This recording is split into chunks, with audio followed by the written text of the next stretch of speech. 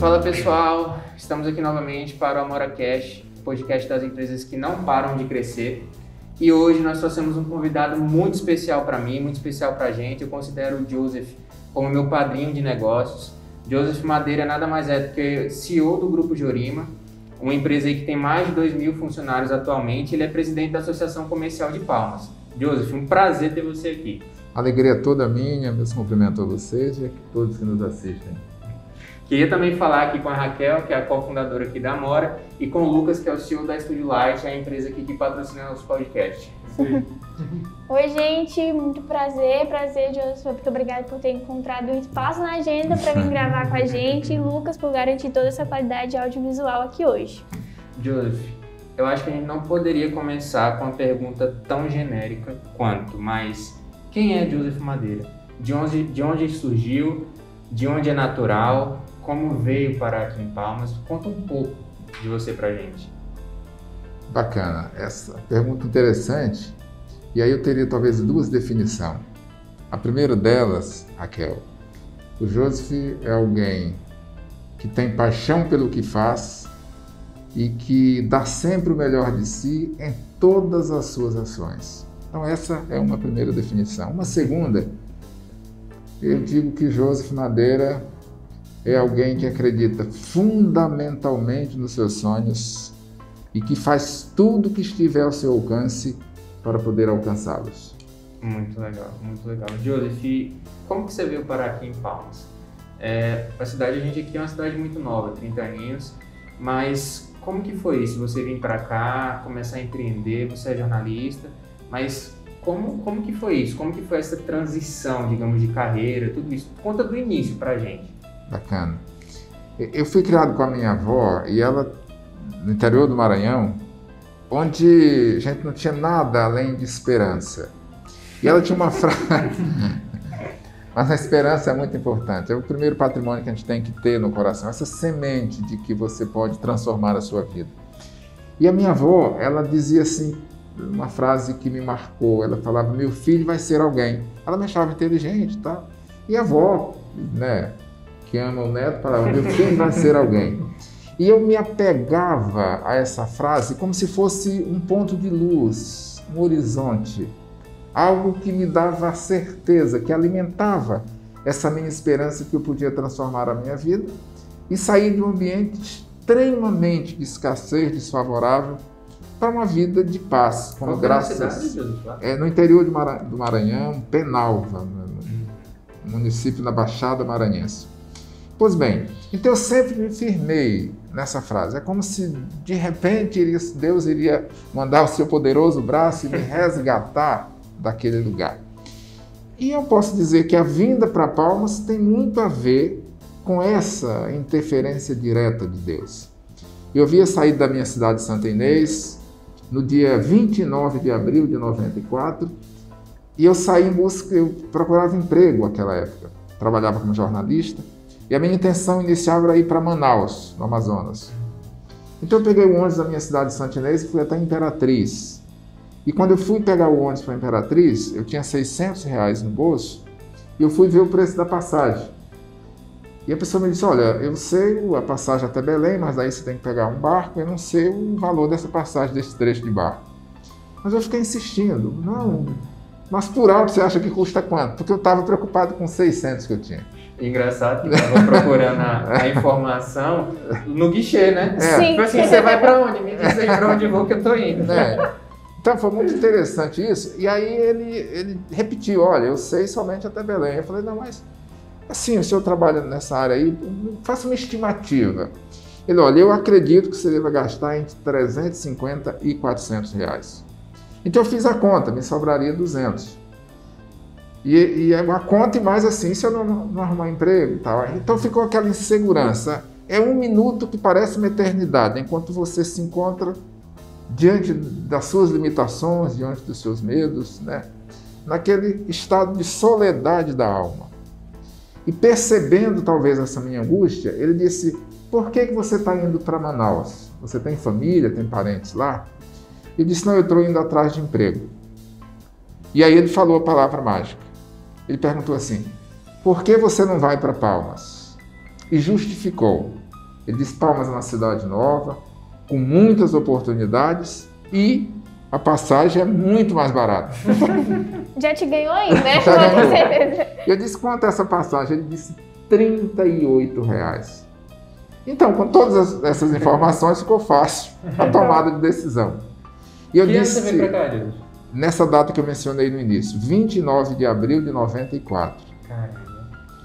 Tava bem no Então, início, né? estava no início. Então eu disse assim: emita a passagem. E eu não sabia, naquele instante, que eu não estava comprando uma passagem somente para uma nova cidade, para um novo estado. Na verdade, eu estava comprando uma passagem para uma nova história de vida. Que eu não sabia, claro, não tinha como perceber. Antes disso, eu nunca tinha ouvido falar em Palmas. Ouvido sim, porque quando criou foi muito divulgado nacionalmente, mas eu nunca tinha tido o interesse de vir. Nunca. Eu via muita poeira, assim, muito... Não mudou muito, não. Cidade sendo construída. Tem coisas que ficam. Então eu não tinha assim esse desejo de vir para Palmas. Então foi aí que aconteceu. Eu cheguei a primeira noite, dormi no banco da rodoviária. No dia seguinte, eu fui atrás de emprego, procurar veículo de comunicação e fui até um jornal que tinha na época em Palmas chamado Correio Tocantinense. E lá chegando, a pessoa disse: tem uma vaga, mas eu preciso conhecer o seu texto, eu preciso fazer um teste. Falei: tudo bem. Ela: sai aí na rua para fazer uma matéria. Eu me dei a pauta. Ela falou: não, vá para a rua e se vire. E aí eu, numa intuição de novo de Deus, eu fui no local, né, que imagino que a gente vai tocar aqui na sequência, porque o local que eu procurei em busca dessa matéria, por incrível que possa parecer, foi justamente a Associação Comercial de Palmas. Fui lá e tinha matéria que eu fiz e foi aprovado e valeu o primeiro emprego. E criava-se ali essa conexão, esse vínculo de profunda gratidão com a entidade de Associação Comercial, que 25 anos depois, né, nesse desenho que somente Deus pode fazer, eu tenho a honra, né, e o orgulho e, sobretudo, a gratidão de poder estar neste momento como presidente. Legal. Interessante. É engraçado ver que, tipo assim, tem coisas que a gente não consegue explicar, né? Porque como é que você sai do interior do Maranhão, chega aqui, dorme no banco da rodoviária, seu primeiro trabalho, aí na associação comercial e 25 anos depois você está como presidente.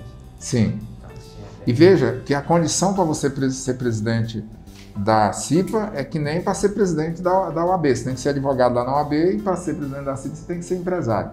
Eu não sonhava, não tinha esperança, não tinha nenhuma perspectiva de que viesse a ser empresário. Então foi toda uma transformação que decorreu a partir daquele momento. Tem muitas pessoas que falam, né, Deus, para você ser empreendedor, você tem que nascer empreendedor. Quando, na verdade, eu vejo muito pelo contrário.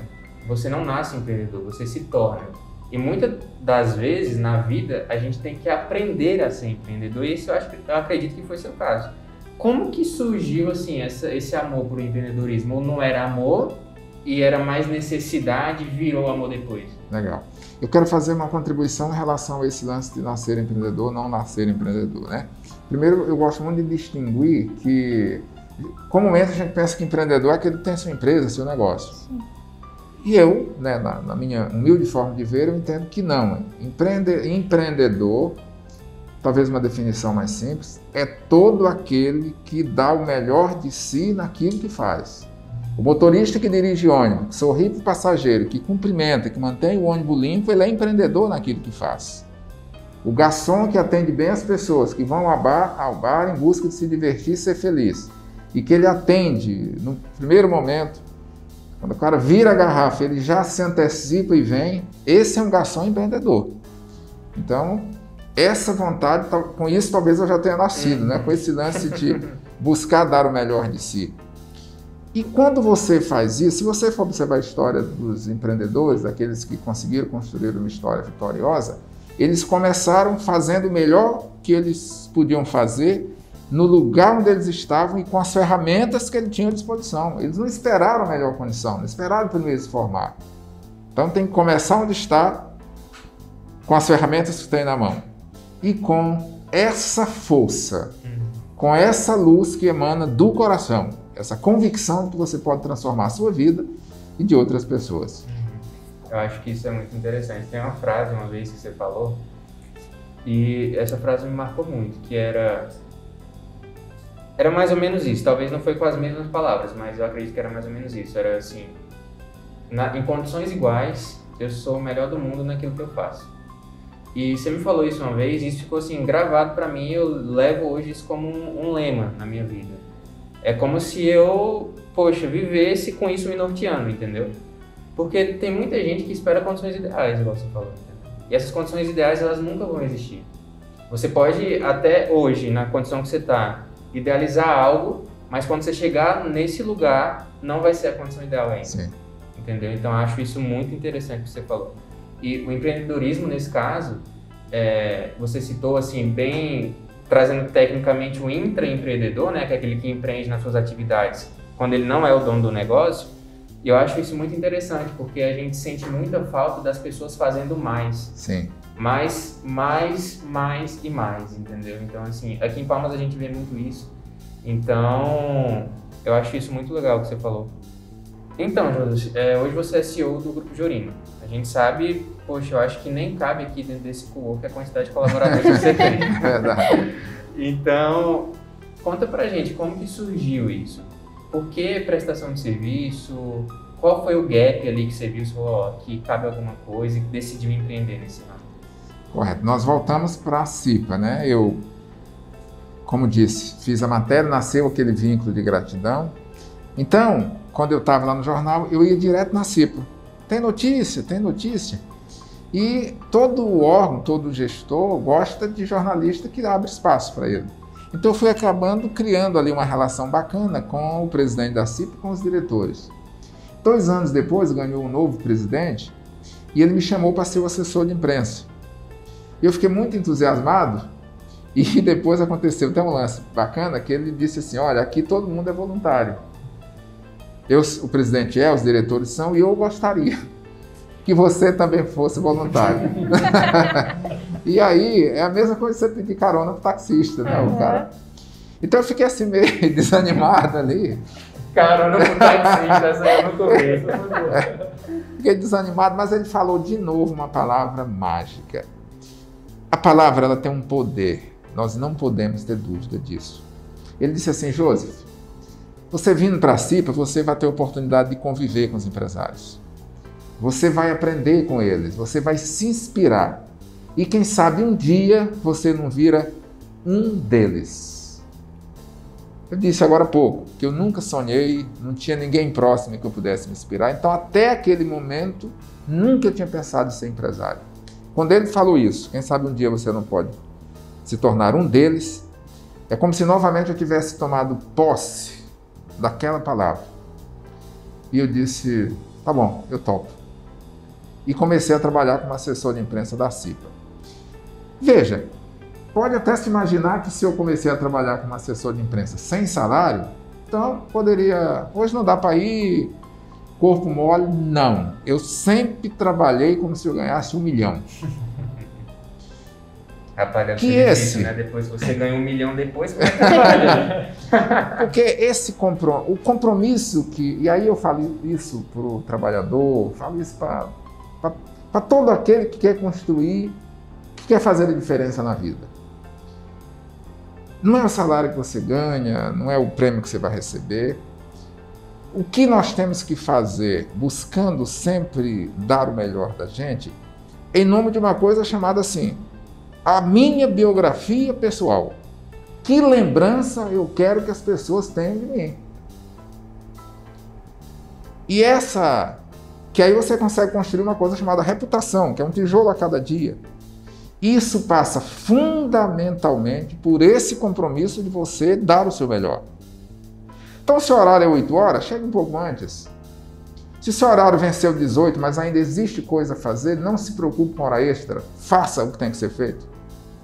E aí você consegue construir uma estrada de vitórias.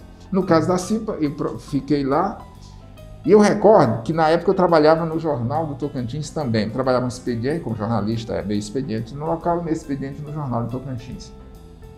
E lá no jornal acontecia uma coisa muito bacana, quem é jornalista aqui sabe disso, você recebe 5 pautas por dia em média, então naquele dia você só tem coração, você só tem ouvido para as suas fontes daquelas 5 matérias. Porque, pô, você tem que fechar as matérias. Então, você não, em tese, você não tem que dar ouvido para outra pessoa. Acontece que eu tinha um hábito que ainda tenho de acordar cedo. E eu chego cedo no trabalho. Então, quando os outros colegas chegavam, eu já tinha fechado ali 2, 3 das minhas matérias. Então, eu terminava primeiro. Então, eu passava a ter aquilo que é essencial para quem quer vencer na vida, que é ter a disponibilidade de ouvir o que o outro tem a dizer. Ainda mais quando você trabalha com comunicação. Então, lá no jornal era comum a secretária de redação receber uma ligação. Olha, essa senhora aqui está dizendo que o cachorro dela sumiu. Quem pode atender? O cara falava, não é comigo, não é comigo. Como eu havia terminado antes, eu falava, é comigo. Eu atendia. Sumiam, dando toda a atenção. Documentos perdidos e tal. Com o passar do tempo, todas as ligações que chegavam, que não eram corriqueiras ali de nenhuma pauta, a secretária de redação já me passava. Eu devo ter atendido milhares. Vários cachorros perdidos. Vários cachorros, documentos, maridos. Eram achados e perdidos. Mas aí aconteceu que dentre essas milhares de ligações, um dia eu recebi uma de uma empresa de Brasília, na área de comunicação. Ela estava fazendo uma assessoria e precisava contratar outra empresa menor de assessoria de comunicação em Palmas, apenas para fazer o recorte das matérias que saísse com o nome do cliente que ela tinha. É clipagem, na época, que você recortava, colava no papel 4 e passava na época por fax, não tínhamos as tecnologias de hoje. Então o trabalho era somente esse. E a ligação veio parar para mim.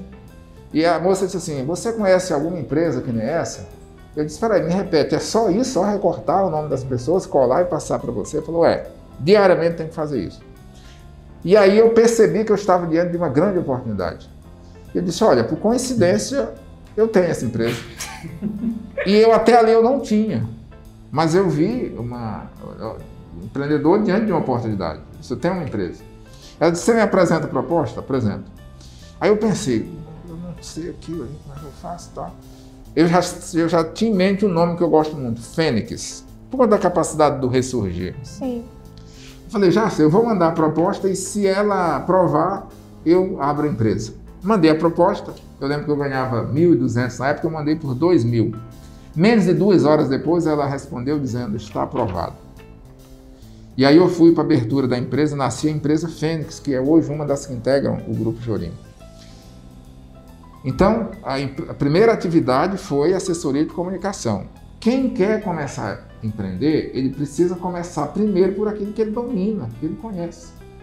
O primeiro passo é você lidar com aquilo que você domina. Sabe por quê? Porque depois que você já está vitorioso, você pode até mexer com o que você não conhece, porque você já tem dinheiro para pagar quem sabe fazer.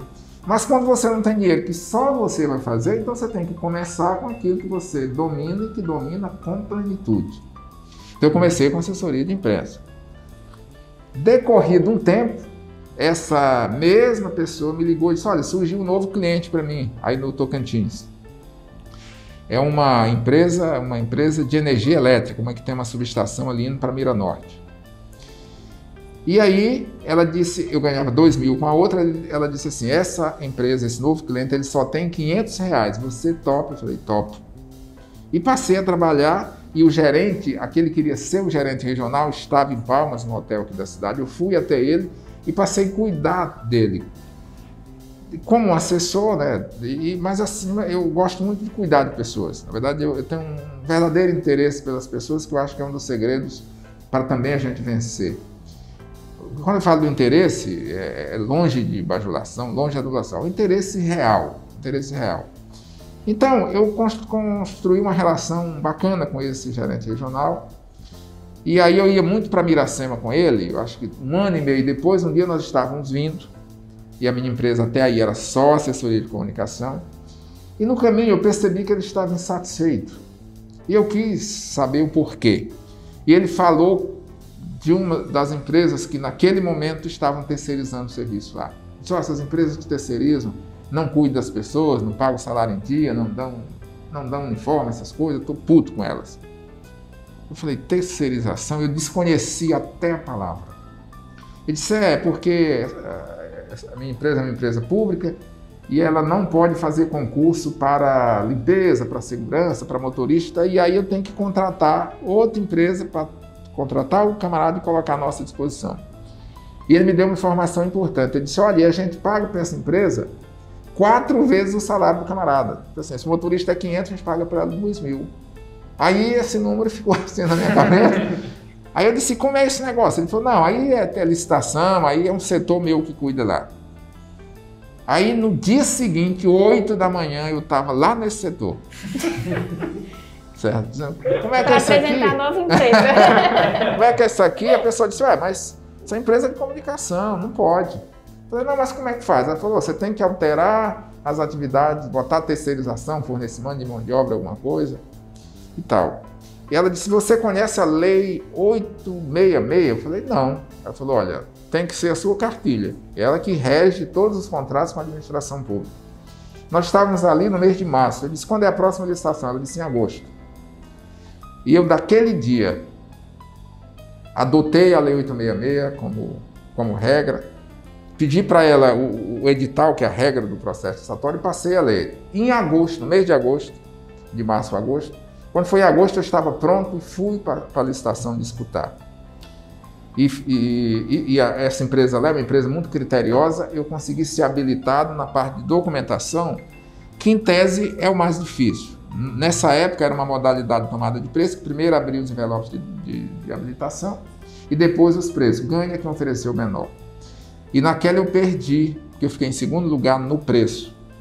E eu até recordo que aí isso acontece muito com quem está começando a empreender, é quando tem a perspectiva que vai sair um contrato, você começa a fazer os cálculos. Eu vou comprar um relógio novo, ou trocar de carro.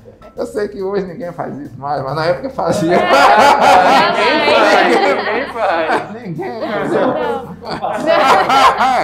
Essa coisa do passado. Mas na época eu fazia. Eu fiz uns planejamentos lá, entendeu?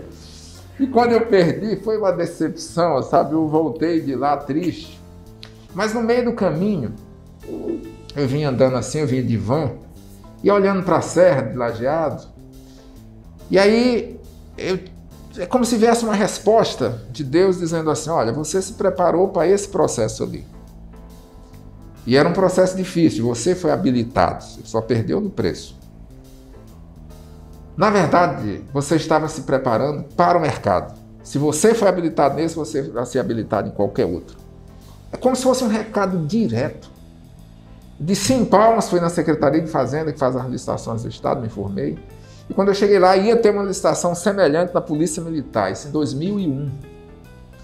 Eu fui, peguei o edital e fui para essa licitação, e vencemos.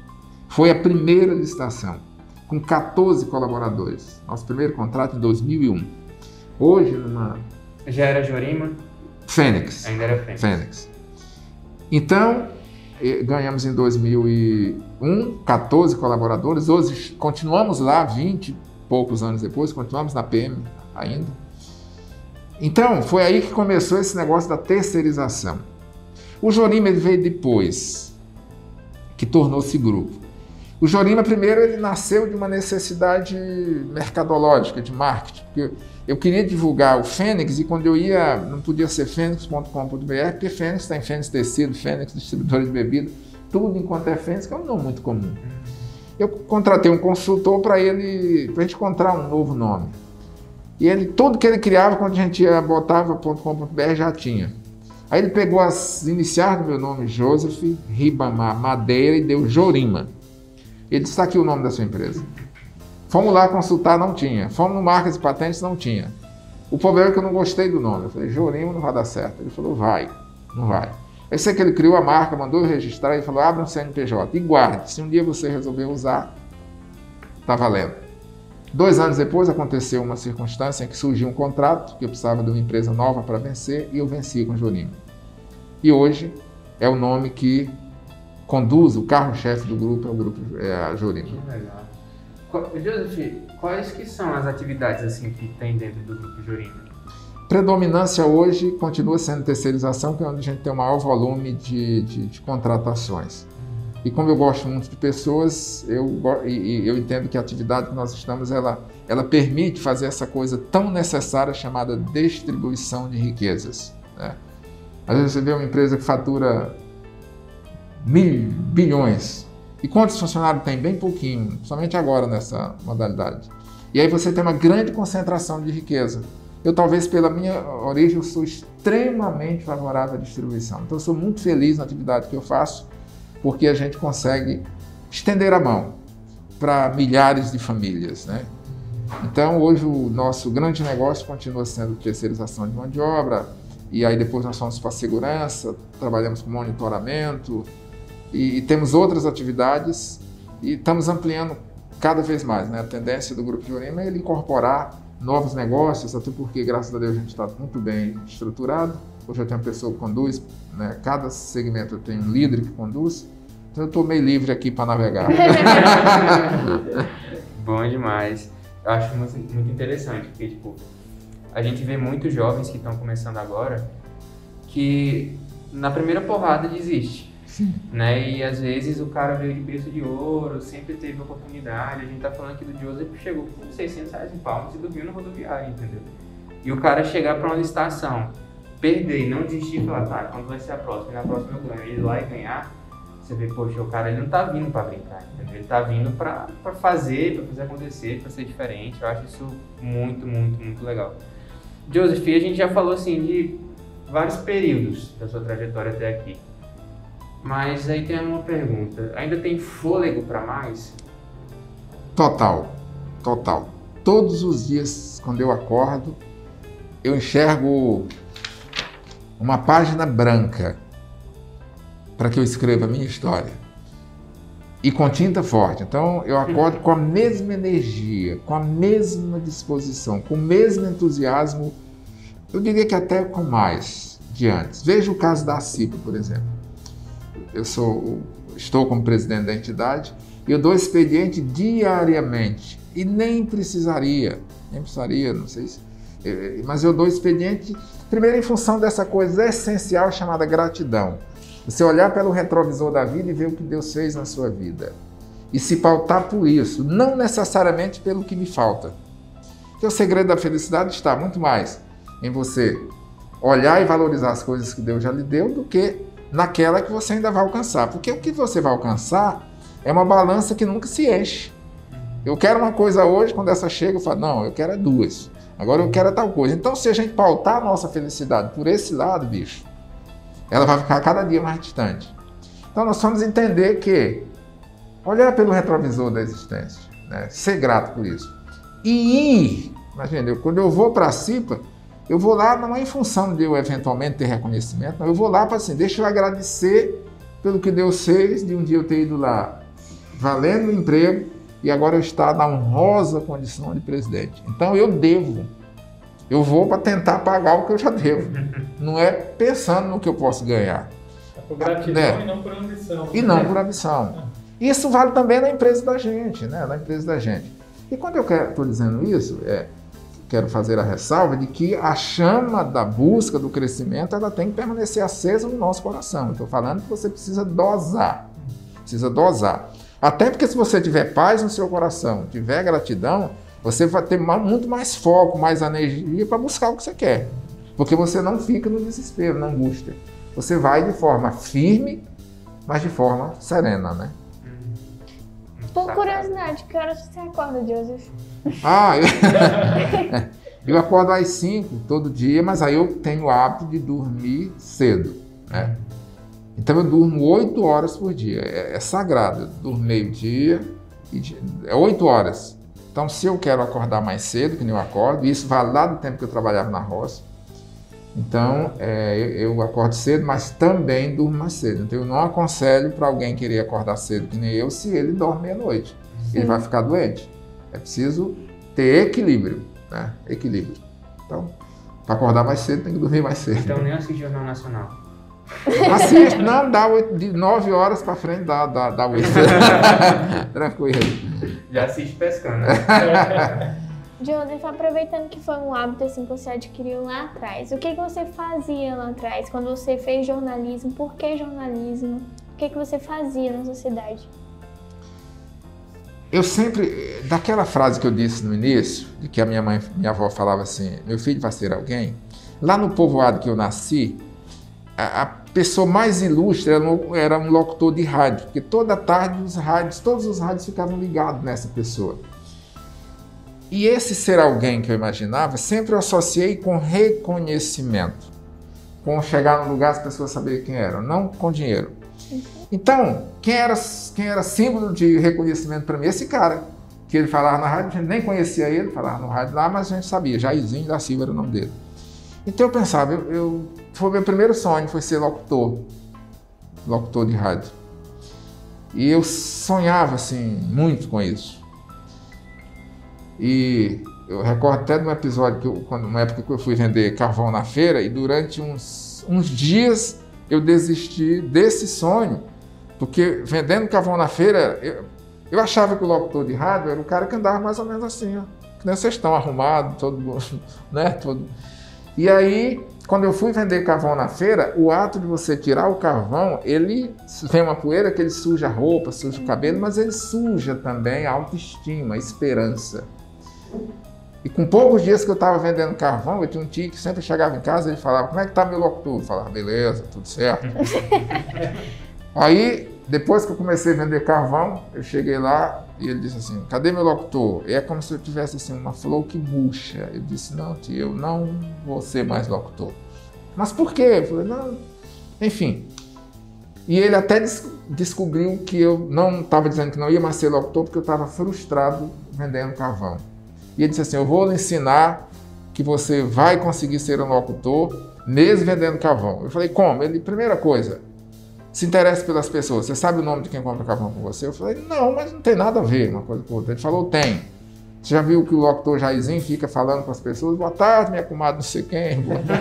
Então, você tem que saber o nome das pessoas. E ele me ensinou esse lance de se interessar pelas pessoas. Quem vem comprar carvão, ele tem um filho, ele tem um sonho, ele tem um alimento que ele vai fazer. Então, não é uma corrente de emoções, de sonhos, que está por trás de um ato de quem vai na sua loja comprar uma camisa. Você não está vendendo uma camisa, você está vendendo o sonho. Você está coroando o projeto de quem for comprar uma camisa para ir no aniversário. Então você cuida da alma dessa pessoa. Isso vale para quem vende carvão, que eu vendia, vale para a aeromoça que tem que cuidar de quem está lá dentro do avião, e vale para quem recebe alguém para ser entrevistado. O ser humano tem que estar fundamentalmente em primeiro lugar. E essa lição eu aprendi lá nesse lance. Então, me marcou muito na minha infância. Eu sonhei em ser locutor de rádio e depois eu evoluí sonhando para ser jornalista e que acabei me tornando jornalista. Então, o sonho nasceu aí. Perguntar assim, a situação atual, ela impacta diretamente na tua vontade de ser algo no futuro. Por exemplo, eu quero ser jogador de futebol, mas hoje eu não consigo treinar. E aí, se hoje eu não conseguir treinar, impacta totalmente no, poxa, será que eu ainda vou ser? Saca? Tipo, nessa escassez de você viver. O meio ambiente, a condição, né, ambiental que você vive pode impactar na realização do seu sonho? Sim, claro. Porque as condições, né, do macroambiente, de fato, elas podem facilitar ou elas podem obstacular o sonho da pessoa. Então, não podemos tapar os olhos para isso, né?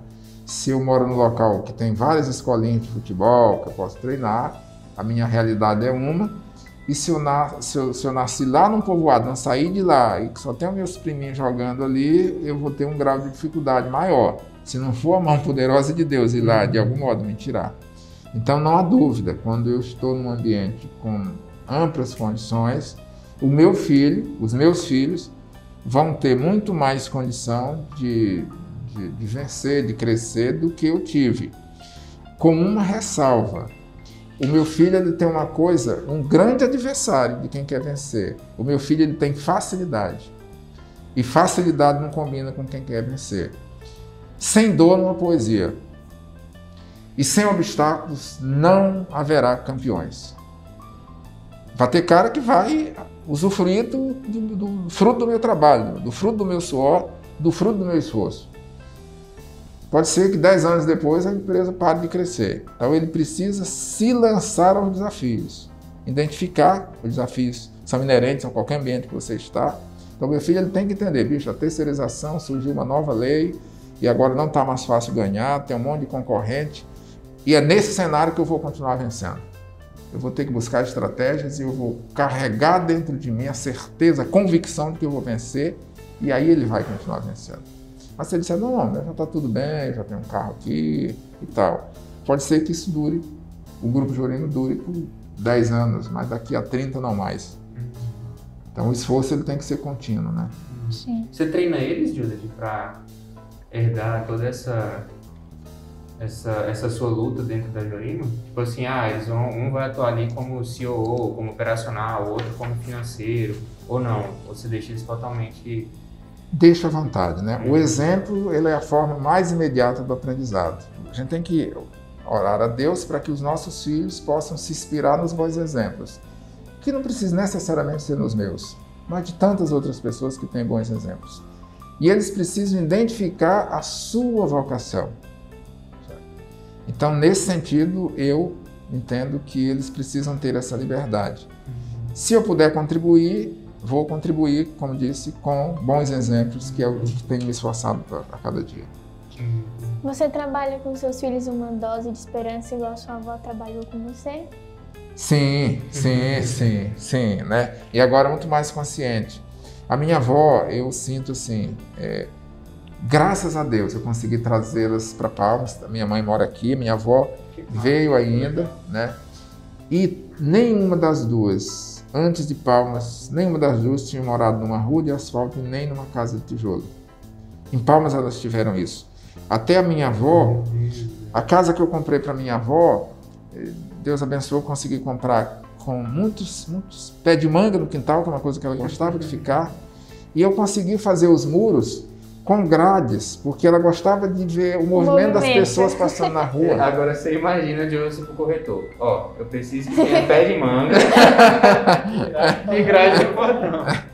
E aí, já tinha os pés de manga, as grades eu fiz depois, mas diversas vezes. Eu ia final de tarde e eu ficava vendo exatamente o que eu imaginava que iria acontecer. Ela, fulano tá vindo da ordem. Será que ela tá indo para onde? Então, rapaz, é como se Deus dissesse a ela, os seus últimos anos de vida serão os melhores. E foram. Como também estão sendo para minha mãe. Então, nesse aspecto, eu sou um cara extremamente feliz e grato, sabe? Que massa. Que bom.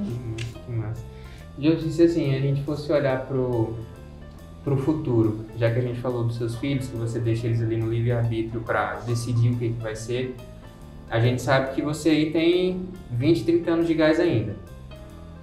Pensando um pouco a curto prazo, como que você vê o Grupo Jorima em 5 anos? Você pensa em mudar muita coisa, inovar em algum setor, dar um spoiler pra gente, o que você está preparando, alguma coisa assim?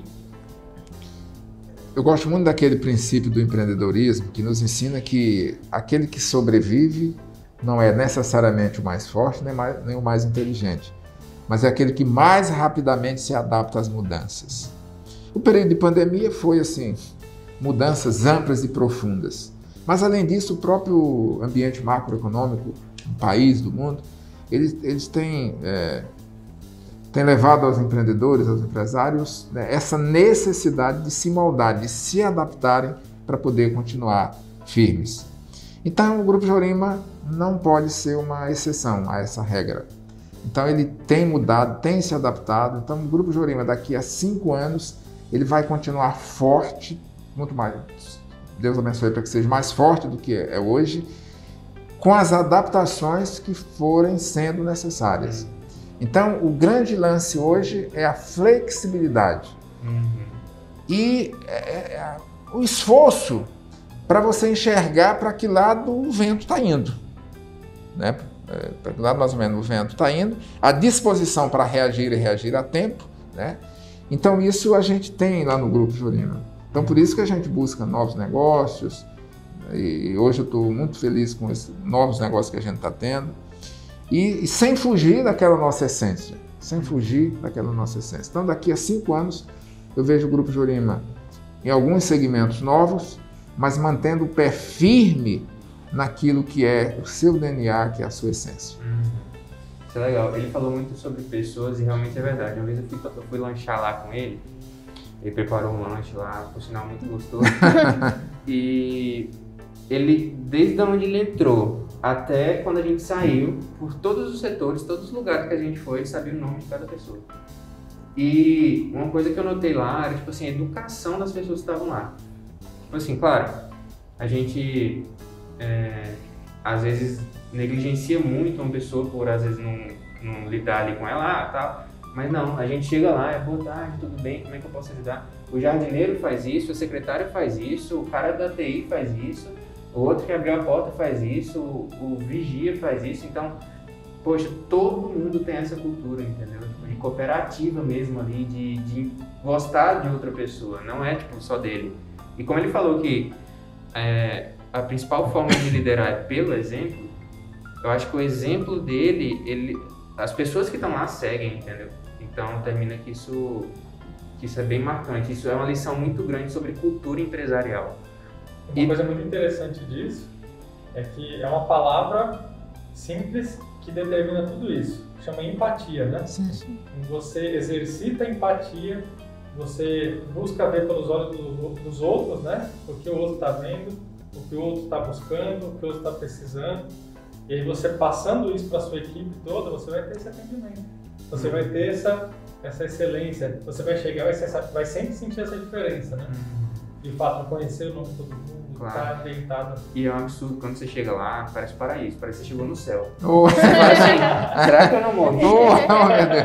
Tudo limpo, Deus. absurdamente limpo. Se você fizer assim no chão, ó, não vem nada preto no seu dedo. Limpo, tudo limpo. Todo mundo com sorriso no rosto, todo mundo bem alinhado, bem arrumado. Não, assim, é um absurdo, não é fazendo propaganda não, Joseph, mas sem dúvidas, de todas as empresas que eu já entrei aqui em Tocantins, todo lugar que eu tive, assim, o prazer de entrar, de trocar uma ideia, de, enfim, tomar um café com o gestor, o Grupo Jorima é o mais, sabe assim, tá anos-luz da concorrência, entendeu? Então, assim, olhando 5 anos lá na frente, eu nem imagino como vai estar lá. Né, assim, vai ter anjo, né? Vai estar bem diferente. Acho muito legal isso, assim, essa cultura, sabe, que você conseguiu trazer. Como que é gerir, Joseph, assim, tipo, tudo isso? Porque eu tenho certeza que tem seu dedo. Veja, eu falei muito aqui sobre felicidade, né? Falei muito em alguns momentos aqui. E eu gosto de um conceito de felicidade que fala assim, felicidade não é uma estação no qual haveremos de chegar, mas ela é a própria viagem a ser feita, né? Então, quando a gente pensa, eu tenho uma empresa muito organizada, pensa assim, porra, eu tenho que estar olhando se o cara fez, não sei o quê. Parece que cansa, meio assim. No Grupo Jorima não, é tudo muito natural, não há fiscalização, é um envolvimento de alma que aí não é mérito meu, acho que é uma coisa muito de Deus. Porque, poxa, eu tenho um jardineiro lá que eu nunca preciso dizer pro cara, ó, tal coisa, não, nunca. Né? Nunca. O cara sorridente, o cara maravilhoso, ele cuida do jardim da melhor forma.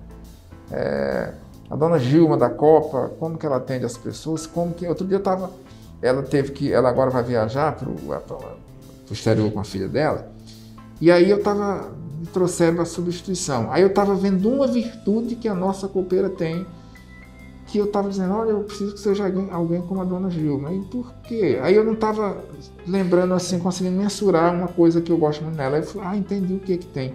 É que na Copa, você há de convir que vai uma pessoa que às vezes ficou chateada em casa e que vai e conta um negócio para ela, ou que brigou com um colega. Então é alguém que em tese recebe muitas informações. Então pode a copeira ser uma fonte de... Né, o que... Ela pode o NPS lá. Rapaz, também a copeira pode ser alguém que na noite anterior brigou com o marido e que chega zangada. Lógico, ela é humana. Bicho, a dona Gilma, ninguém sabe se ela zangou, se ela teve algum problema, ou se alguém contar uma coisa para ela, parece que entra por aqui e sai por aqui. Nunca vi a reaplicação de algo que ela ouviu.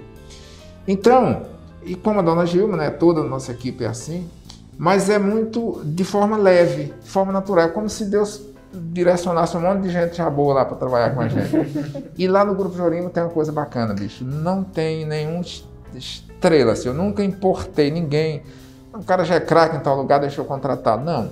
Minha gerente geral é a Vanusa, é alguém que começou comigo como estagiária aos 17 anos, quando a empresa tinha só uma mesa e que para mim sair, ela tinha que se levantar, que era um espaço muito pequeno.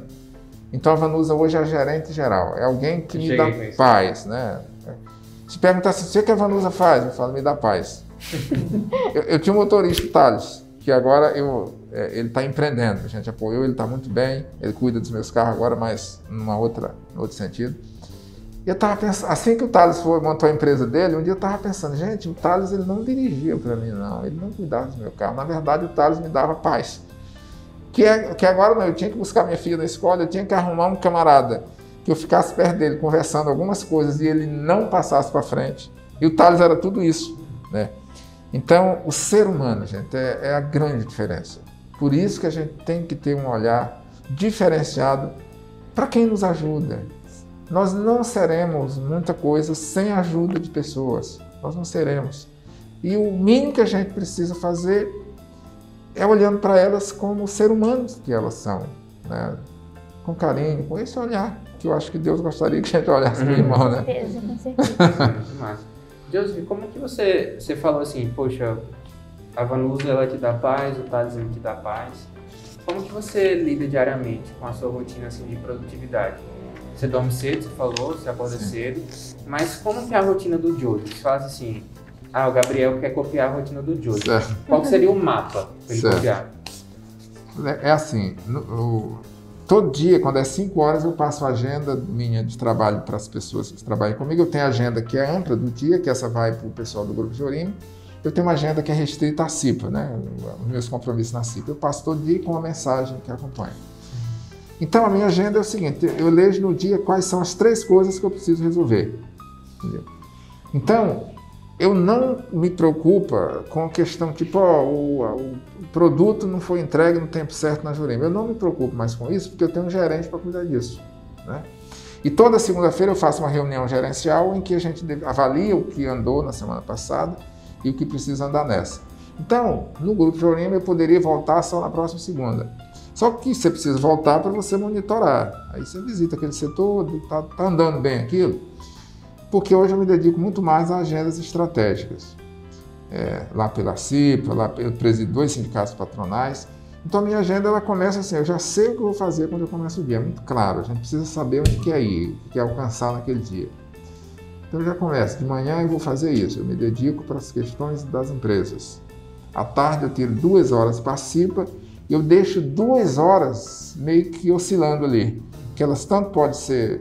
São assim, elas estão lá, eu posso até ficar em casa deitado, ou posso ir na chácara, mas geralmente surge alguma coisa para fazer, né? Entendeu? Então, eu levo uma agenda de muita paz, certo? E eu tenho muita alegria e gratidão porque como que é hoje minha vida, o que eu faço, né? Eu trabalhei na roça, eu quebrei coco babaçu, eu fui porteiro de dormitório, então hoje eu trabalho andando num carro com ar-condicionado, pessoas que fazem o que eu peço para elas fazerem.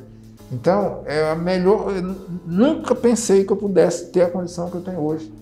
Então, eu me divirto trabalhando, na verdade. Me divirto. Então, aí fica super leve, né? A gente olhando dessa forma, com esse reconhecimento de gratidão, né? E no início, Jesus, como que era isso? Porque, assim, até você ter ali o Grupo Jorima, você falou que foi jornalista, que foi, né, migrando de área. Claro, a gente não sabe cronologicamente quanto tempo isso durou, mas como que era a tua rotina no início? Que você precisava, de fato, estar dentro da operação. Porque, por exemplo, uma coisa é hoje eu olhar para a sua rotina e falar, poxa, legal, eu vou imitar aqui o Joseph, né? Você chegou lá. Eu imitar a sua rotina hoje, minha empresa fala. Sim, exato. Entendeu? Se eu pegar 2 horas e deitar, me lasquei. Mas... lá no início, como que era essa rotina? Acordar mais cedo, tem um monte de coisa que você tem que fazer, quem puder acordar cedo, e aproveitar aquele tempo que as outras pessoas, a rotina ainda não começou da maioria. Então, se você chega na sua empresa, por exemplo, 7 horas, bicho, das 7 às 8, ninguém vai te telefonar, os outros colaboradores não chegaram, então você consegue ser produtivo e direcionar suas ações. Então, chegar mais cedo é fundamental por isso. Ou ficar 1, 2 horas mais tarde. É o horário que você mais produz, porque você produz com qualidade, com direcionamento. Isso vale para todos, para quem está começando hoje, principalmente. Tem que trabalhar um pouco a mais quando você está começando. Não tem jeito. Você precisa trabalhar um pouco a mais, de preferência chegando antes. Se isso não for possível, fique depois, porque o que você fez depois, das 18 até as 19h30, quando é na manhã seguinte, é como se você tivesse dado vários passos, que no dia seguinte, quem não deu ainda vai estar aqui para trás. Então você já está na frente. Isso é bem verdade. Tem pessoas que falam assim que o que enriquece é o trabalho depois do trabalho. Eu acho que isso é o principal ponto. Porque você fazendo isso diariamente, você está ganhando muitos dias de vida depois, sabe? Eu fiz, essa semana assim, eu dei um boost assim, bem grande, sabe, nas demandas que eu tinha, e terminou que quinta, né, que foi ontem, e hoje eu fiquei bem mais leve. Isso dá esse espaço para pensar em outras coisas, sabe? Porque quando você fica ali muito no operacional, termina que você fica tão focado naquilo, tão bitolado naquilo, que você esquece o pensamento estratégico, ir para a chácara, sabe? Tudo isso a gente termina esquecendo. Então, o trabalho depois do trabalho, o trabalho antes do trabalho, eu acho que de fato é o segredo. A gente já pegou a fórmula mágica aqui, ó. Já valeu o podcast, entendeu? Isso é muito verdade mesmo, cara. Nossa, eu também tô nesse ritmo. Essa correria, tô entrando até as madrugadas, entrando pesado para poder produzir, para garantir as próximas 2 semanas aí É como se das 8 às 18 a gente trabalhasse para pagar as contas, e antes ou depois daquilo é onde a gente corria atrás dos nossos sonhos. Dos nossos sonhos. Perfeito. Perfeita definição. Perfeito. Joseph, agora quero tirar um pouco desse ar sério. A gente quer conhecer melhor o Joseph. Sim. Arquivos confidenciais. Qual que foi a primeira história, a história mais marcante de perrengue que você passou? De perrengue assim, engraçado, sabe? Não é aquele certo. Perrengue, Sei. sabe? É o perrengue assim que você fala, meu Deus do céu, não acredito nisso. Sei. Tem aquela que foi na infância ainda, né? Não é engraçado, mas ela é muito marcante, e ela foi determinante talvez na minha caminhada. Você lembra aquela frase que você usou, que assim, condições iguais ninguém me vence, né? Ela aconteceu porque lá no povoado que eu nasci, demorou ter escola. E quando foi ter uma escola, eu tinha talvez 8, 10 anos por aí. Então era uma escolinha daquela lá na roça, que cada aluno leva um banquinho para sentar. E a minha avó não me colocou, porque na época ela disse assim, eu preciso comprar uma mudinha de roupa, que era uma roupa nova para eu poder ir para a escola. E foi nesse negócio dela comprar essa roupa nova que passou uns 4, 6 meses, os outros alunos indo para a escola e eu sem ir. Até que nós fomos um dia visitar uma irmã dela, e a irmã disse assim, se eu já estava na escola, ela falou, não foi ainda não. Por que, minha irmã? Todos já estão, por que ele não foi? Não, porque estou precisando comprar uma mudinha de roupa para ele. Ela falou, minha irmã, não seja por isso. Ela foi lá no quarto e pegou uma roupinha do meu primo e me deu. Eu estava envergonhado, primeiro porque todo dia de manhã os outros coleguinhas iam para a escola e eu não ia. Aí eu nem tinha com quem brincar, eu ficava lá só. E doía saber que eu não estava indo porque eu não tinha uma roupa nova. Doía muito.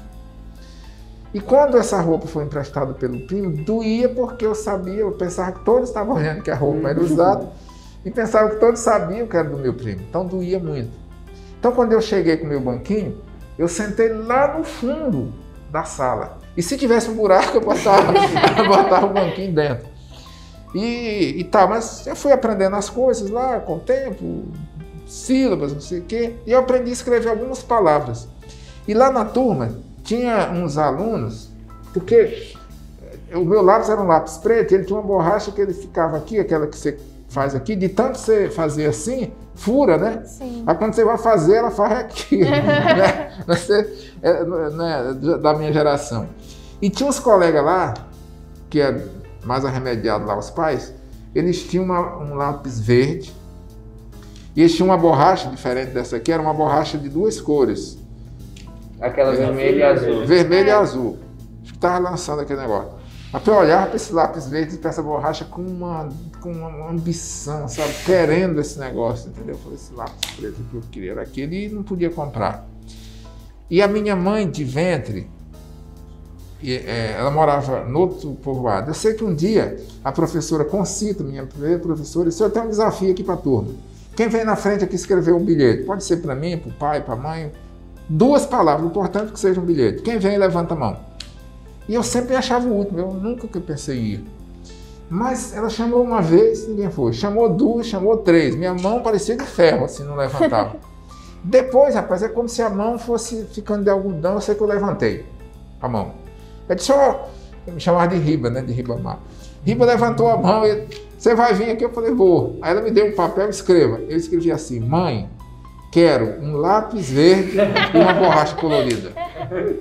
Rapaz, e essa professora falou: olha, ele escreveu, olha, ele começou por último, ele já sabe escrever.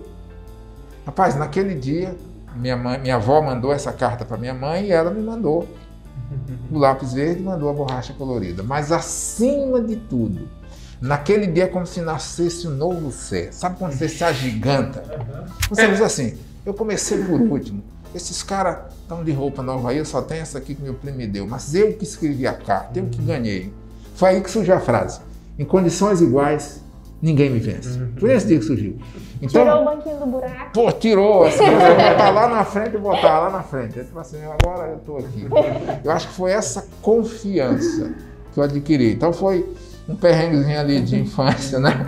Mas que se converteu nesse momento mágico de transformação. Eu acho que eu não estaria aqui onde estou com vocês hoje se eu não tivesse feito esse bilhetinho lá para minha mãe. Eu acho que cada detalhe importa, né? Com certeza. Os momentos difíceis também, as aflições, os desafios, né? Está até na Bíblia isso, né? Produz paciência, perseverança e esperança, né? Isso tudo faz a gente crescer e evoluir. E a gente vê vários resultados disso, né? Tanto na história que ele contou, tanto do lápis, tanto na escolha da rodoviária, de chegar, de ter ido lá, dos cachorros perdidos. Trabalhar de graça, né? Todas essas histórias produziram, né? Tudo que te trouxe até aqui, né? Eu acho que termina sendo um resumo de princípios, né? Sim. Você vê assim, não é porque você é de família simples que você não tem princípios, valores. E nem você não sabe onde você quer chegar. Tem muita gente que discrimina a outra porque ela é simples, porque ela não tem uma roupa bonita, um celular do ano. E eu vejo que Joseph ele é muito mais princípios e valores e entender a essência de cada um, início, usufruir nessa essência do que esse cara ele é um grande empresário, ele pode ser aqui um gerente de marketing para minha empresa, vamos trazer ele. Não, ele prefere treinar um cara que já está lá, acreditar nesse cara, para que esse cara ele dê frutos, dê resultados. E aí, afinal, você só muda o mundo mudando as pessoas. Então, você muda o mundo mudando o universo de uma pessoa. Cada pessoa é um universo, entendeu? Então, assim, a partir do momento que... Tem uma história interessante com o Joseph, que o primeiro dinheiro que eu ganhei trabalhando, ele nem sabe, mas o primeiro dinheiro que eu ganhei trabalhando foi naquela competição que a gente ganhou. É, cara? Foi. Era uma competição, quando eu fazia faculdade de arquitetura, era uma competição de empreendedorismo. E aí juntou eu e uns amigos, não deixavam participar porque era de arquitetura, e eu falei: eu quero participar, deixaram eu participar. E aí terminou que a gente era uma competição para poder resolver alguns problemas lá dentro do grupo de Orima, problemas de missões, valores, né? Tinha também um de software de gerência lá dentro e tal, e era pra gente desenvolver isso tudo em uma noite, era uma madrugada. Eu falei: velho, a gente vai ganhar. Eu sempre fui muito ambicioso, sabe? Falei: a gente vai ganhar. E aí, na Católica. Lá na Católica. Pô, que legal, tá e certo. aí eu comecei, né? E aí falaram a premiação, R$2.000. Falei: eu vou ganhar, velho. Vou ganhar. E aí fui, né? Junto com os meninos aqui e tal, desenvolvendo toda a solução. E aí depois de desenvolver a solução, tipo assim, eram as 4 horas da manhã, a apresentação era 8. E a gente parou, foi jogar ping-pong, foi brincar, foi tirar onda. E aí todos os professores falavam assim: rapaz, ó, enquanto vocês estão brincando, tem gente ali, ó, que tá dando duro. Eu falei: não, mas a gente vai ganhar. A gente já terminou, a gente fez a melhor solução aqui. Quando foi 8 horas da manhã, nosso grupo era o penúltimo a apresentar. Quando foi no penúltimo, a gente montou toda uma apresentação estratégica, sabe? Tipo, eu como me dava melhor com a parte técnica, eu falava a parte técnica, a gente tinha o Ed Fran, não sei se você vai lembrar. Ele era mais motivacional, falou: ó, você vai falar missão e valores. E tinha a Ana, que ela era mais de contábil e tal, que ia falar mais a parte de contabilidade. Cara, o escopo foi perfeito. A gente organizou tudo, fizemos o Joseph chorar. Quando ele chorou, quando caiu a lágrima, eu falei: Passa. Me deu Passa os 2.000. E aí terminou que no final, de fato, a gente ganhou e foi a primeira vez que eu ganhei algum dinheiro, Cara, que bacana. assim, do meu trabalho, né, empreendendo. E foi legal que com esse dinheiro a gente dividiu entre todo mundo, eu sei que ficou tipo R$200 para cada um. Peguei com esses R$200 e falei, mãe, vamos almoçar no restaurante? Eu pago. Aí ela, vamos. Aí eu falei, vou levar no restaurante, né, vou gastar ali R$50 e com esses R$50 satisfiz minha mãe, satisfiz aqui minha vontade e ainda sobra 150. Fui lá, Joseph, minha mãe comeu 2 vezes. Eu comi um pouquinho mais, morreu os R$200. Meu Deus! Resumo, ganhei num dia, perdi no outro. Mas assim, foi bem legal, porque, querendo ou não, esse momento, eu acho que tudo isso que você viveu, chegar no momento que você patrocina uma competição de empreendedorismo, isso faz com que outros jovens eles venham a sonhar, entendeu? E era meu caso naquele momento, eu precisava ali me firmar como empreendedor, falava, eu consigo impressionar alguém ao ponto de ganhar por isso, entendeu? E isso, toda essa tua trajetória, culminou nesse momento que ele me transformou, na verdade me afirmou como, poxa, eu empreendedor mesmo, entendeu? E hoje a gente está vivendo tudo que a gente está vivendo, graças a Deus. Então, graças ao bilhete, a gente conseguiu fazer isso aí. Mas foi bem legal. Joseph, qual foi o principal aprendizado da tua jornada? Se tu pudesse falar, poxa, isso aqui eu queria ter na biografia do meu livro. Qual que é esse principal aprendizado? Cara, cada vez mais eu me convenço que o principal aprendizado é essa capacidade, desenvolver a capacidade de atrair pessoas boas, né? De atrair pessoas boas. Hoje, sexta-feira, 20 de agosto de 2001, as 3 coisas que mais me marcaram tem todas as relações com as pessoas que de algum modo cruzaram o meu caminho em algum momento e que hoje eu reencontrei, né? Hoje nós tivemos um café com um empresário. E aí o Ademar, que é o diretor nosso do Grupo Boticário, com a família dele, fizeram uma apresentação, um modelo, um primor de como você desenvolver um negócio, buscar as melhores técnicas de gestão, a Dom Cabral ajuda eles. E o que sobressai é o cuidar das pessoas. O compromisso com a cidade onde atuam, com reformar o prédio, fazer a loja de forma sustentável, né? Esse compromisso que é humano demais. E o Ademar foi um camarada que é um grande empresário. Quando eu fui para disputar a presidência da CIPA, eu era um cara desconhecido. Assim, a CIPA sempre foi daqueles caras mais medalhão. E eu não, era um cara desconhecido, embora já era um empreendedor assim, com relativo êxito, mas do ponto de vista assim, de entidade, nenhuma experiência. E o Ademar, eu fui levado até ele para ver se ele topava compor a minha chapa. Então eu fiquei conversando com ele lá, e Ademar é um cara de poucas palavras, e a pessoa que me levou ele ficou tentando convencer, Ademar, não sei o quê. E eu via que não ia funcionar, porque ele é um cara resolvido, não vai ser. Você conversar com ele, não vai convencer. Aí eu disse para o meu amigo que me levou, eu disse, parceiro, dá um tempo. Eu falei, olha, eu não preciso, seu Ademar, eu não preciso que o senhor componha a minha chapa. Na verdade, eu nem preciso que o senhor vote em mim. Eu vou lhe falar o que eu preciso de você. Me dê a oportunidade de quando possível, ficar do seu lado. Eu queria aprender algumas coisas com o senhor.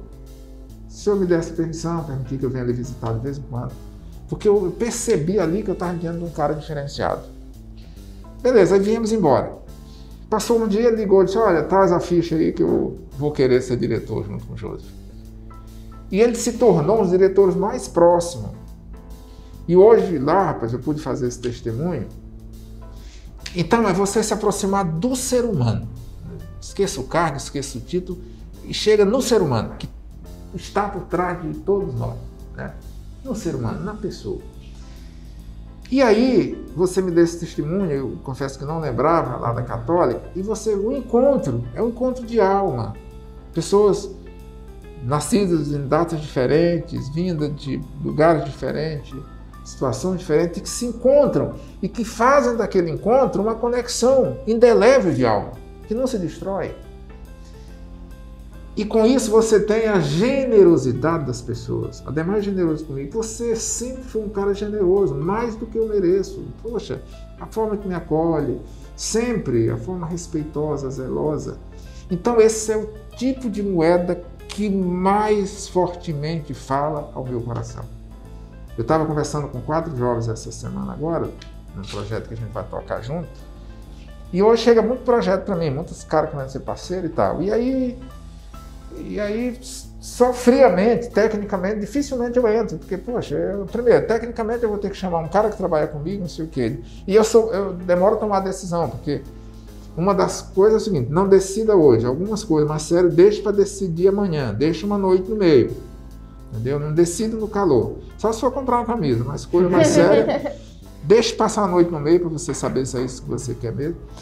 E com esses jogos eu tomei uma decisão rápida. E o que me fez tomar a decisão? Estavam falando de coisas técnicas lá e tal, e eu estava pensando, não, são bons mesmo, tal. Mas bom tem um monte, né? Aí, daqui a pouco, eu estava falando sobre, eu disse que eu queria fazer uma coisa para dar voz para o pessoal da comunidade, às vezes um artesão, às vezes não sei o quê. O cara, não, mas esse é o meu sonho. Aí daqui a pouco, onde você mora? Aí a pessoa falou. Aí passou a ter identidade de alma. Aí você pensa, é como se eu já conhecesse essa pessoa, eu não tenho mais dúvidas sobre ela. Aí você vê sobre a questão dos princípios, né? Tem um autor que disse assim, sobre o poder das palavras, sobre essa questão dos princípios. As suas palavras tornam-se ações, as suas ações tornam-se hábitos, os hábitos moldam o seu caráter e o seu caráter define o seu destino. Então isso é muito forte. Então você consegue conversar com uma pessoa, esquece o diploma, veja como esse cara, como é que ele fala sobre a mãe dele, em que bairro ele mora, como, assim, tem que descobrir alguma coisa do ser humano, como que ele é. E aí ele não foge, porque nesse eixo central do ser humano está a essência de cada pessoa. Está a essência. É por isso que o currículo só, quando você seleciona alguém só pelo currículo, a chance de você se dar mal é grande. Porque o currículo você floreia. Não, você tem que tomar um café, tem que dar um tempo para você ver assim, diante de que ser humano eu estou? Como que é ser humano? Como é ele com a mãe? O que é que ele pensa dos filhos? O que é que ele pensa do jardim? As coisas subjetivas, às vezes. Mas aí você diz, não, é com esse que eu quero andar. Com esse que eu quero andar. Então eu me encanto muito, eu sou muito grato com essas pessoas que Deus tem feito a gente cruzar o caminho e decidido caminhar, sabe? Você é um desses caras, bicho. Assim eu choro. Mas eu fico muito feliz de assim, ouvir um negócio desse, até porque eu tenho você como uma das pessoas que me inspiram. Assim, se eu pudesse selecionar 5 pessoas, você com certeza seria um.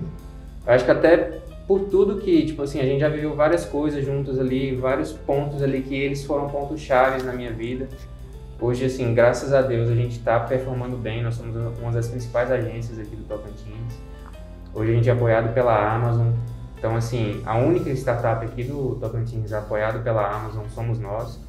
Então, eu vejo que cada ponto desse, ele tem um impacto positivo na minha vida, entendeu? Então, quando você fala um negócio desse pra mim, poxa, você tá mudando o universo de uma pessoa, entendeu? Com uma palavra dessa. E, inclusive, assim, a CIP, ela nos ajudou muito nisso, entendeu? Porque desde lá do início, desde quando você foi tomar posse lá na CIP, eu lembro que essa competição foi um pouco antes. Você até levou uma pessoa do nosso time para trabalhar junto com você e tal. Ali já foi um ponto de virada, entendeu? Porque eu vi que ele teria abertura para chegar nas pessoas. Eu lembro que eu tinha outro projeto e tal, e assim, me deu muita abertura, me deu muitos contatos, e isso foi formando não meu portfólio, mas assim, as minhas conexões, entendeu? Então, assim, é muito bom ouvir isso de você. E sobre pessoas, eu acredito que faz total sentido. No nosso podcast passado, a gente trouxe um gestor que é tocantinense também, só que tem uma empresa lá em São Paulo, um marketplace de mineração, e ele também falou a mesma coisa, que o principal aprendizado para ele era pessoas. precisa dar voz, precisa dar atenção para as pessoas, porque as pessoas elas podem fazer muito pela empresa e muito por você também, né? Pessoas, elas movem pessoas, influenciam pessoas. Então, eu acredito que, assim, é o segundo podcast, né, seguido, que o principal ensinamento a pessoas, isso talvez seja algo, né, do além, vamos valorizar as pessoas aí, né? Então, eu acho que é muito legal isso. Queria agradecer muito pela sua presença aqui. Eu acho que foi um bate-papo muito tranquilo, muito leve, onde a gente aprendeu demais. Eu acho assim, gestão empresarial a gente aprende no YouTube, mas aprender com essa história de vida, entender esses princípios que eles estão muito acima das condições financeiras, eu acho que isso é o principal. E eu acredito assim que todo mundo, né, aprendeu com isso. Eu acho que quem ouvir o podcast vai ficar maravilhado. Para as pessoas que não conhecem o Joseph, principalmente, mas para as pessoas que querem chegar até você, Joseph, como é que elas conseguem te encontrar? Seu Instagram, na Cipa, na Jorima, como que é? Como faz para chegar em você? Certo, meu Instagram é o Joseph Madeira Oficial, e aí o Face também, todas as redes sociais e pelo site da Cipa, então sou totalmente acessível. Tem as 2 horas do dia lá para tentar Tem, horário. livre, né? Quando livre, ele não né? estiver na Livre, chácara, né? salva Livre. essa exceção. Livre. Se você me permitisse, eu queria fechar fazendo uma reflexão que eu gosto muito dela e que tem muito a ver com o que nós conversamos aqui, que é do poeta Ferreira Goulart, quando ele estava falando numa ocasião lá, em que ele falou sobre a opção que ele tinha feito naquele momento de falar de coisas simples num livro que ele lançou. Então ele falava de gente humilde, nos quintais entre plantas e galinhas, dos estivadores, e até na época a crítica tinha achado ruim essa decisão dele de falar dessas coisas simples. Então ele fechou uma conversa que ele estava tendo com o jornalista, dizendo que, falando da importância dessas vidas simples, né, dessas pessoas que ainda não estão aqui em cima da mesa, dessas luzes que ainda estão debaixo da mesa. E ele dizia assim, é disso que eu quis fazer minha poesia, dessa vida humilde e humilhada, dessa gente obscura e injustiçada, porque o canto não pode ser uma traição à vida, e só é justo cantar quando o nosso canto arrasta consigo as pessoas e as coisas que não têm voz. Isso eu li, eu devia ter uns 17 anos lá em São Luís, e passou a fazer muito parte assim, da minha formação, da minha condução, que eu disse naquele dia que eu li, eu falei, se um dia eu tiver a oportunidade, se eu tiver um microfone, se eu tiver uma tribuna, o que eu tiver, eu vou usar para dar voz, para dar oportunidade às outras pessoas. Não por acaso na Cipa, o slogan é assim, a Cipa para todos. E hoje nós fizemos uma Fé Palmas, você participou, e nós levamos pessoas que nunca antes tinham pensado em sonhar participar da Fé Palmas. Eu fui uma delas, com certeza. Então, esse conceito de abertura, né, que é também uma forma de agradecer, porque alguém me deu a oportunidade. Eu não estaria onde estou se alguém não tivesse dado. Então, esse é um registro que eu gosto assim, muito de fazer e que eu percebo isso em você e percebo isso, quando eu percebo isso em alguém, rapidamente eu já me identifico com essa pessoa. Então, eu queria deixar isso assim registrado. Quero agradecer muito, eu gostei muito dessa nossa conversa, fiquei muito à vontade, ela me tocou em vários momentos, você relembrar isso. E você falou, tem princípio e tem verdade, é uma parede que você vê e que foram tijolos colocados ao longo de uma caminhada, em diferentes momentos, em diferentes níveis de emoção, de sentimento, e que resultou nessa parede que tem como base essa coisa chamada felicidade. Eu sou um cara muito feliz com o que eu estou, como eu sou, muito grato por tudo. E por estar aqui também, já disse isso. Tá? Muito obrigado. Que final. Que final, né? Fechou com chave de ouro. Não tem nem o que falar. Depois do podcast desse é o jeito perfeito de finalizar. É o jeito perfeito. Só para não desonrar, eu vou só falar para as pessoas, tá? Assim, para curtir, compartilhar. Claro. Pessoal, você que assistiu até aqui, você que gostou muito desse nosso bate-papo, siga o Joseph Madeira nas redes sociais. Siga a Amora Growth, Estúdio Lighting nas redes sociais.